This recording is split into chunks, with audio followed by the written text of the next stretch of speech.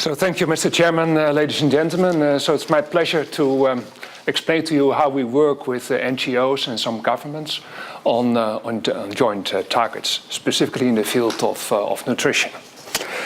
I think it all is based actually on a notion from our CEO that we cannot be successful, not even call ourselves successful in a society that fails. And that notion, I think, is deeply embedded within the organization in the sense that, originally DSM meant Dutch state minds. Nowadays, we like to think that it means doing something meaningful. So what are the current societal issues and which issues do we play a role in? Well, these are the Sustainable Development Goals as have been developed. So we do play a role, for example, in the field of renewable energy and climate action, as was already alluded to in the previous presentation. We don't want to compete with food to generate energy. So what we target is what we call second-generation biofuels. We do have a huge collaboration with POET in the United States, where we convert corn stover, which has no other use anymore, into biofuels making use of biotechnology. Then no hunger, so zero hunger, and the rest of my presentation will focus on this aspect. So really to contribute to improved nutrition for those people that need it. And actually it's much broader than just in the developing world. Also in the developed world, we suffer from a lot of malnutrition. I will explain later on to you that. Then the responsible consumption. It's all about moving towards a bio-based, circular, low-carbon economy. And we do play a role there. An example is that, for example, we developed a specific technology to enable the recycling of carpets. Good health, we focus here on the first 1,000 days, so starting just before conception through the first 3 years of life. That really is very important in how successful and how healthy the people will be at later stages of age. And it's amazing how much nutrition can actually contribute to a well-being of people at later age when they are fed well during the first 1,000 days. And we realize that can only be done through partnerships, so I'll explain you to some of those partnerships that we are engaged in. As I said, there's lots of malnutrition going on in the world, so just eating calories is not enough. You also need what we call micronutrients, vitamins and minerals and omega-3 fatty acids and so on, to really make sure that you live healthily. And if you look at the current situation, it's estimated by 2030, 43% of the global population will be overweight or obese. At the same time, 1/3 of the population suffers from micronutrient deficiencies, leading to children that cannot develop their full potential. This is actually of the developing world's population. But in total, the numbers are pretty high. I think it's close to 1 billion people here that are not getting the right nutrition, not enough nutrition, specifically on micronutrients. And quite a lot of people in the world get too much nutrition, but then empty calories, not micronutrients. This results in all kinds of health issues like cardiovascular diseases, diabetes. There's really a pandemic right now going on in development of diabetes, not only in the developed world, but also in China and India. The rates are increasing at alarming speed. So this is just to paint the picture, to explain you what the nutritional issues are.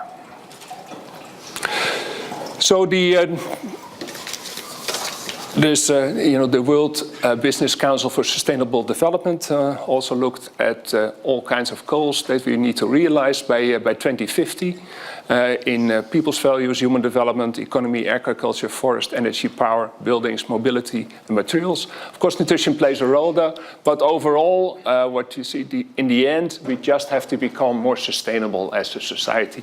And I think our industry can play a very important role in achieving those goals. So we need to become more sustainable. And how do we do this? Well, it's Again, I think through partnerships. We cannot do that in splendid isolation as companies, nor can governments do that in splendid isolation themselves. We really need to, and nor can universities do it, really need to develop all kinds of partnerships there to make it happen. So some lessons from what we have been doing during the years to become more active in this space. So we do have a very close partnership with the World Food Programme, for example. And there we aim to improve the lives of the people that need it most. So we do have active program with the food program to deliver micronutrients to the people in refugee camps, for example, to make sure that they get a healthy nutrition. And right now we have supplied materials, micronutrients, to more than 28 million beneficiaries of the World Food Programme. We also just started a joint project with the World Food Programme to target people with HIV in the developing world because there are specific needs of micronutrients to live longer. Then we have a partnership with AIM, the Amsterdam Institute for Malnutrition, which is really focusing on the entire food value chain.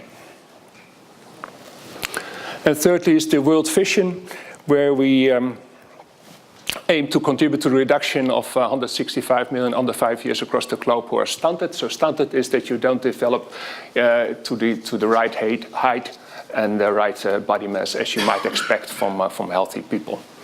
And you can really prevent stunting by giving the right micronutrients. One thing that's not on this slide is actually UNICEF. We also have a very good collaboration and partnership with UNICEF. And right now we focus on Nigeria and Madagascar. Also there to develop a micronutrient program. So in the end, of course, you want to have success, but it starts with defining a common goal. And then you need to build trust on both sides. You must be willing to share risk. And in the end, of course, it's also important that people working here really get some fun out of it and at least some fulfillment in the job they do. So how do you build trust? Because I think that's the most essential element of this next to having a common goal. It's important that everybody realizes that the private sector has a powerful role to play in the food system. So it's not a domain that's just exclusively for governments, but the private sector do have the means and the know-how to really contribute to the success of this. It's not one homogeneous group, so it's really you need to tailor it. You need to be honest to each other. You know, you need to make sure that the elephant is in the room and talk about it, so the issues need to be on the table. Challenge each other, but ultimately we have to deliver the nutrition solutions. And then, of course, leverage each other's unique skills towards a common objective.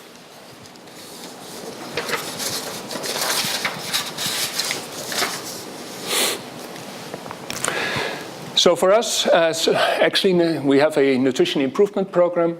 It's not a charity business. So we really make money out of this. We do have a charity foundation where we give away vitamin A to prevent blindness to the most deprived people. But that's not what I'm talking here about. This is really about the business program. And we think it's important that it actually generates some value because that's the best way to make sure that the company remains enthusiastic about it and it's also sustainable for the years to come. So an example here with the World Food Programme. So what we provide? We provide scientific knowledge and product development know-how. We have the human resources and capacity building. We fund. We have respected brands linked to quality products. And then we have the right contacts with the rest of the private sector to make it happen.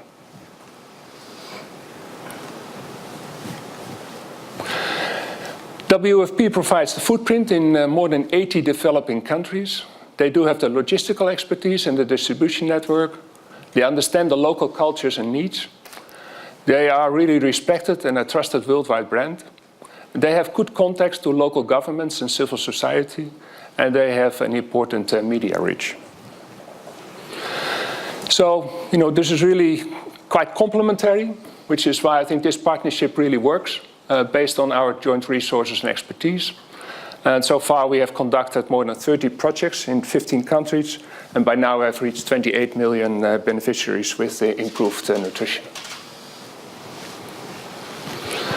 Of course, there's quite some challenges as well. So there's always a fight for resources. Of course, you need to make sure that you share and communicate well. Of course, as soon as you have more than one person, you need to reach a consensus on something. Limited knowledge of partners' internal processes, so it's important to understand that. Also the decision-making process on the other side. And of course, there's differences in cultures. So how do we do that? We agree on some processes. Chemical industry is famous for its processes and having official documents, but that prevents a lot of confusion later on. It's important, as I said, to build trust, and you can only build trust through people. So it's important that people are there for a number of years and don't change jobs that frequently. And they need to be dedicated. Regular communication to prevent miscommunication. Of course, the management oversight at multiple levels. It must be possible for people working in projects that, in case there are issues, that they can escalate it to a steering committee. And yeah, we keep on having strong goodwill on both sides. So just some further examples of things we do. So the mission of the Nutrition Improvement Program is to positively impact public health by developing and implementing effective nutritional solutions and leveraging our expertise and partnership to reach and serve the 4 billion people at the base of the pyramid. So we have what we call the mixed meal range, which is a sachet of micronutrients, which we sell then in different forms all over the world. And people can use that by sprinkling it over the meals they eat, and they're sure they get the right levels of micronutrients they need for a day. Then we have the expertise. We are the world leader in food fortification technology, application expertise in nutrition science. And of course we have these partnerships.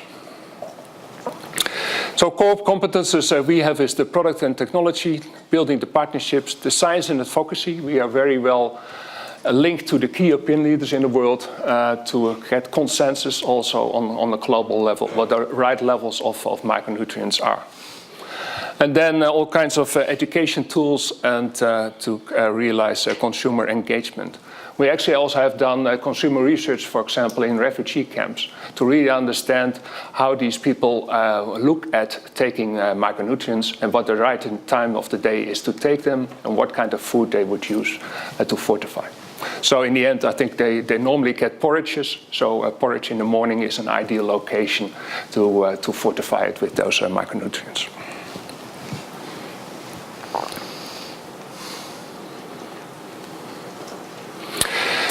So our key focus areas are staple food fortification. So we fortify flour, but also rice, and that's becoming more and more important. Rice fortification, oil, cooking oil fortification, sugar fortification. For all of that, we have developed technologies to make sure that the micronutrients can be inserted or integrated in those staple foods and remain there also at a stable level without negatively affecting the taste. Because in the end, also, for everybody in the world, taste is king. So you cannot compromise on taste. Then the partnerships that I said, so across public and private sectors to drive nutrition improvement at the base of the pyramid, and then some new projects that we start.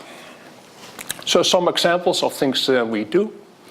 So as I said, staple food fortification needs to be affordable, needs to be proven possible. As I said, no change in taste and appearance, needs to be effective. And people, it must be just a normal part of the diet that people are used to. It's very hard to change eating habits, so you don't want that. And this is this is fortified rice, and that we use extrusion technology to get the micronutrients into the rice. In the beginning, we made a mistake by having a specific, 1 in 1,000 kernels, for example, just fortified, giving it a different color, for example, an orange color. People didn't trust it, so they picked out the one with the orange color. So we said, okay, that's not the way to go. So now it's just you cannot see it anymore. That's fortified, which is a better solution. Yeah, we came on that idea from our fertilizer business that we had in the past, where we also differentiated from competition to having just one kernel with an orange color. That worked well for the farmers in Europe, but it didn't work at all here. So. Then some products. So this, for example, Purita Mama is commercially available in Chile. That's targeting the people that want to become pregnant or are pregnant with the right micronutrients. This is an example of a product that's given in Peru. Here you can see fortified rice. This is flour fortified with micronutrients. Can also put it into bars if needed. So we do have all these application examples. And this is then the complete list of partnerships we are engaged with. You can see quite a long list, which keeps us pretty busy. But they all fulfill different needs and different issues to be addressed, which is why we think it's worthwhile to keep on being active with all of those organizations. But as I said, the most important ones are UNICEF and the World Food Programme.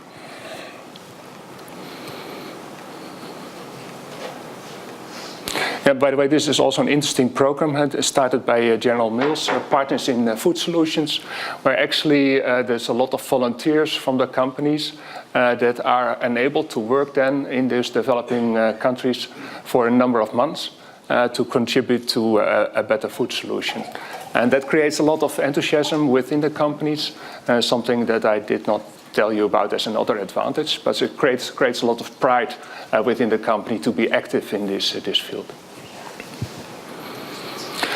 And so, well, there's one last one, but I think it's another example of forward solutions where we do have the micronutrient. Oh, it's coming automatically now.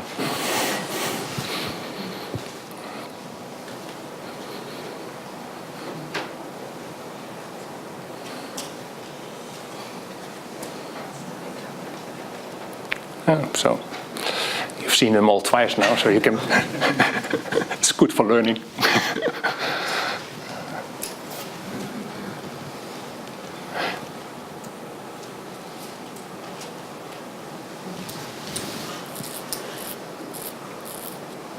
Yeah. So actually this is now an innovation challenge also for me and my team, is that we have these micronutrients, but they are not so stable. So we have to pack them in aluminum foil to make sure that they are stable. So you see now a lot of aluminum foil in the refugee camps, which we actually don't like so much. So we do have a project going on to develop a new technology to stabilize the micronutrients by further microencapsulating them in a new matrix, and then hopefully that will result in a solution that we can pack it in just in sugar packs, and that would further contribute to the sustainability of this solution. By the way, this is a range of products that we sell directly to consumers in South Africa, so that's also what we call a forward solution. So I have to giving you some examples where brighter science can result in brighter living, which is the tagline for our company. So thank you very much for your interest.